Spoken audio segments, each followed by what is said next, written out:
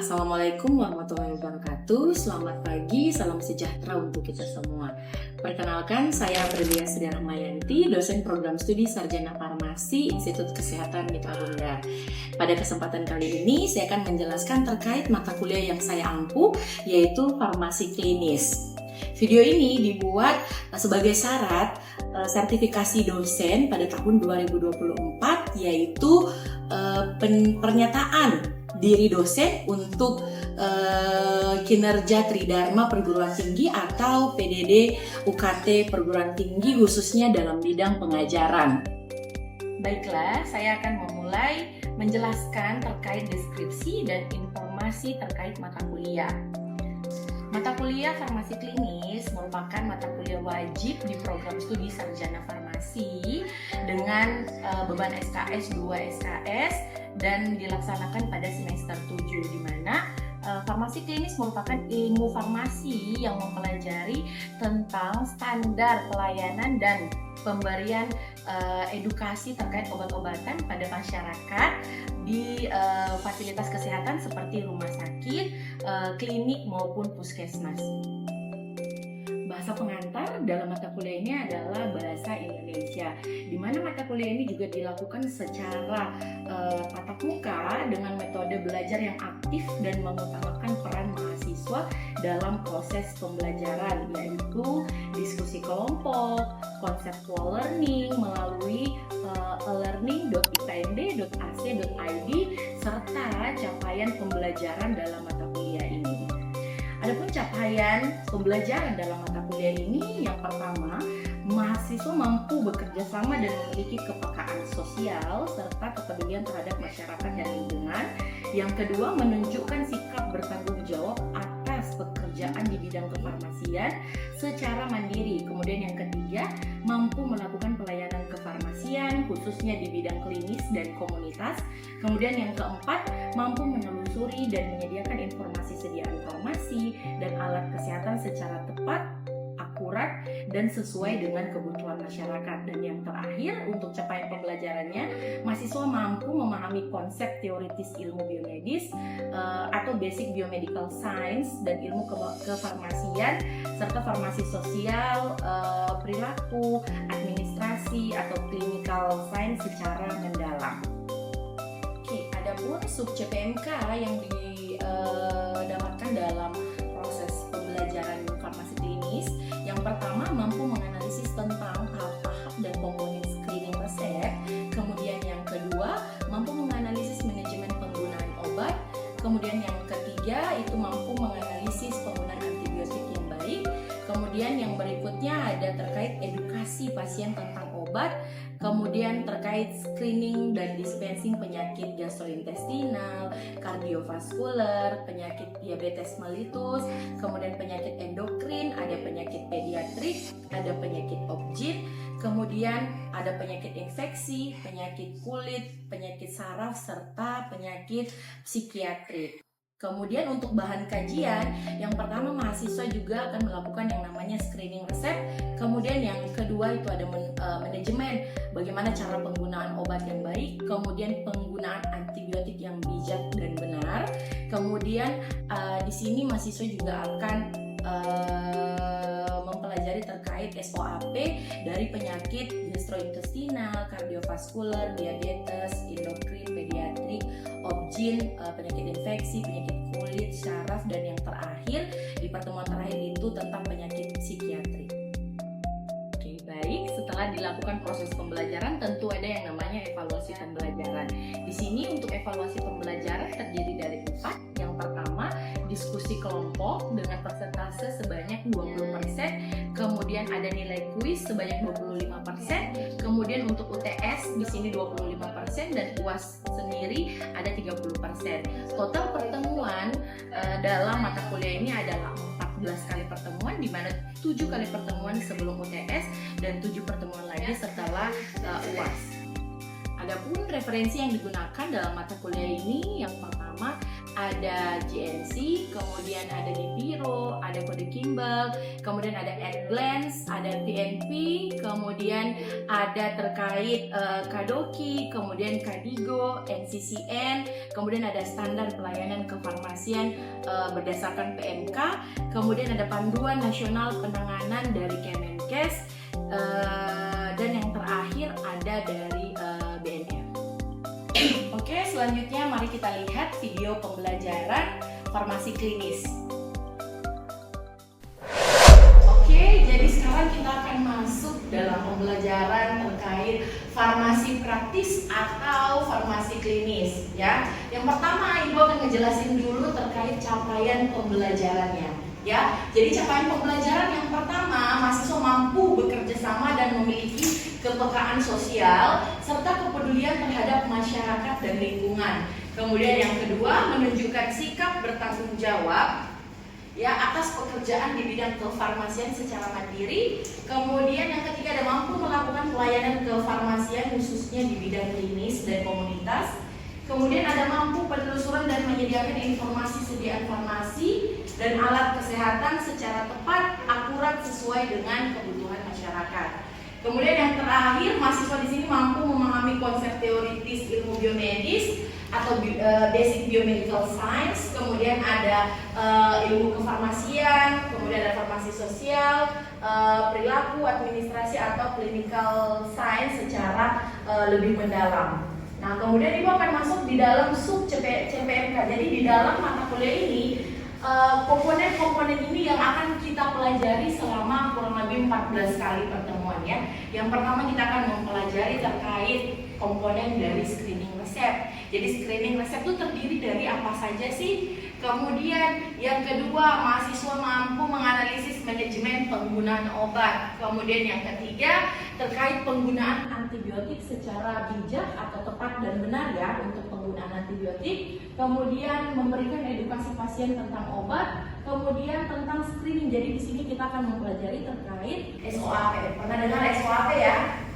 Subject, Objective, Assessment, sama Planning. Nah, kita akan pelajari terkait SOAP, penyakit-penyakit gastrointestinal, kardiovaskular, penyakit diabetes mellitus, endokrin, pediatrik, obgyn, infeksi, kemudian ada penyakit kulit, kemudian ada penyakit saraf, dan penyakit psikiatri. Oke, sampai di sini ada yang mau ditanyakan dulu sebelum Ibu masuk ke materinya?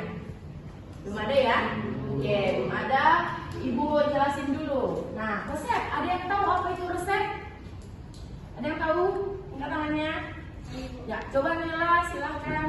Resep itu adalah permintaan tertulis dokter, baik dokter hewan ataupun dokter gigi, untuk diserahkan kepada apoteker dan sesuai dengan peraturan perundang-undangan itu. Oke, Nela, ada yang mau ditambahkan? Cukup? Cukup. Oke, jadi resep di sini merupakan permintaan tertulis dari seorang dokter gigi ataupun dokter hewan yang diberi izin berdasarkan peraturan perundang-undangan yang berlaku ya. Jadi ini untuk resep itu sendiri.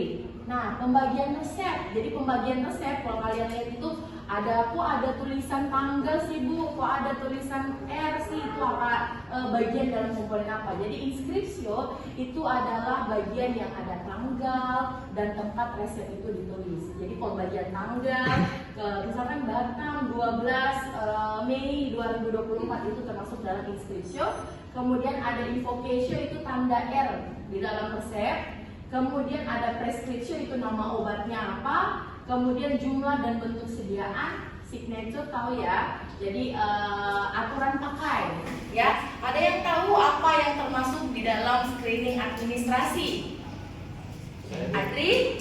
Ada penjelasan dalam penulisan resep, aturan pakai, jenis kelengkapan resep, keaslian resep, dan kejelasan instruksi dalam penggunaan. Oke, ini untuk yang Adri sebutkan tadi adalah screening administrasi ya. Jadi benar ada kejelasan tulisan ya. Jadi tulisan dokter kadang-kadang kita lihat memang beragam ya, ada sampai yang kita nggak bisa baca ya. Ini kejelasan tulisan, kemudian kelengkapan resep. Resep itu apalagi resep narkotik itu semua harus lengkap, mulai dari siapa dokter penulis resepnya, SIP-nya berapa, di mana resep itu ditulis, apa nama obatnya, aturan pakainya bagaimana, ya itu harus jelas. Kemudian keaslian resepnya. Dari mana kita tahu resep itu asli? Ya, dari mana? Yang tahu? Oke, jadi kita bisa lihat kan, terutama tuh resep asli itu dari kertas itu kan kita lihat itu ada stempelan nama dokternya, ya. Kemudian tentu dia tidak ada tulisan kopi resep, ya. Oke, Ibu lanjut. Kemudian penjelasan instruksi. Kemudian berikutnya ada farmasetis, screening farmasetis. Ini terkait dosis, kemudian bentuk sediaan yang diminta sebenarnya apa? Tablet, kapsul, sirup atau apa, ya. Kemudian cara pemberiannya juga harus jelas. Antibiotik misalkan kadang kita sering lupa. Kita menjelaskan pemberian antibiotik, Bu, ini diminum 3 kali sehari, padahal antibiotik harus per 8 jam. Kalau misalkan 3 kali sehari ya, kalau 2 kali sehari berarti per 12 jam, ya. Kemudian stabilitas ini biasa dilihat di brosur. Kemudian kalau literaturnya di mana? Ada di farmakope? Oke, ya, untuk stabilitas.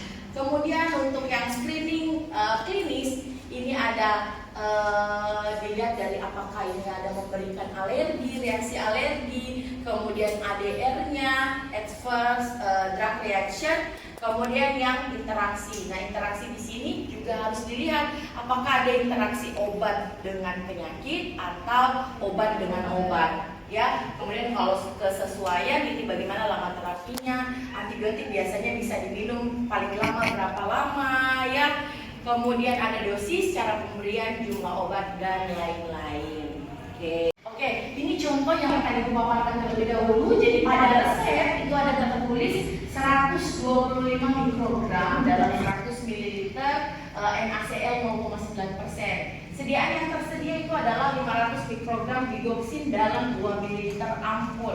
Jadi sediaan ampul. Nah, volume yang diperlukan untuk membuat sediaan digoxin dalam 100 ml NaCl adalah, jadi ini 125 dibagi dengan sediaan yang tersedia dikali dengan 2 ml, karena 2 ml kandungan digoxin dalam ampul tersebut. Makanya dapatnya 0,5 ml. Jadi sediaan digoxin yang ditambahkan itu adalah 0,5 ml dalam 99,5 ml NaCl yang 0,9%. Sampai di sini paham ya? Oke. Selanjutnya kita akan adakan kuis, ya. Silahkan kuis itu kalian akses di e-learning masing-masing. Akunnya silahkan dibuka. Di situ sudah Ibu upload. Ada tugas yang akan kalian kerjakan. Oke, sudah bisa dibuka. Oke, sudah muncul soalnya ya. Oke, sudah muncul. Oke, kuisnya sudah dikerjakan, sudah 10 menit nih, Bu kasih waktu. Sudah selesai? Oke, nanti Bu cek ya di akun learningnya, nanti Bu cek. Kita lihat nanti siapa yang skor tertinggi, tentu ada hadiahnya ya. Oke, sebelum Ibu menutup perkuliahan, ada yang mau bertanya? Saya Bu izin bertanya. Oke, silakan Dina.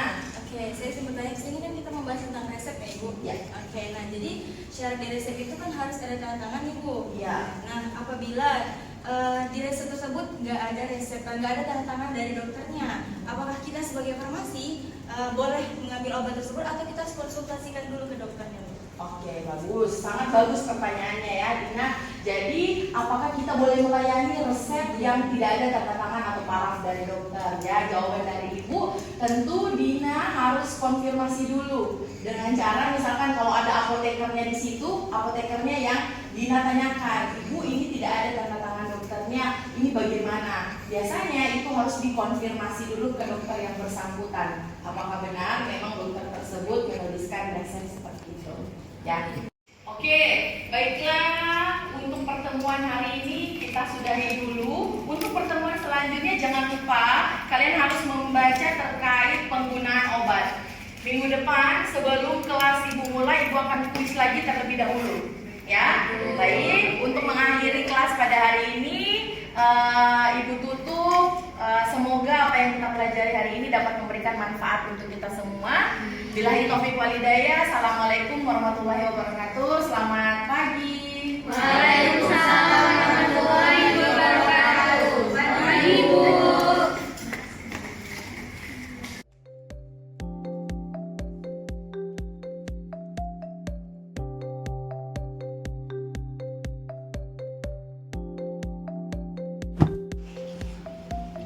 Lansoprazol diminum sebelum makan, jeda 30 menit, kemudian dimakan. Usaha dan doa lebih dikencangkan untuk meraih sukses di masa depan. Demikianlah video pada PDD UKT dalam bidang pengajaran. Saya mengucapkan terima kasih kepada seluruh sivitas akademika Institut Kesehatan Mitra Bunda, mahasiswa Institut Kesehatan Mitra Bunda, dan panitia Kementerian Riset dan Teknologi untuk sertifikasi dosen pada tahun 2024. Saya ucapkan billahi taufiq wal hidayah. Assalamualaikum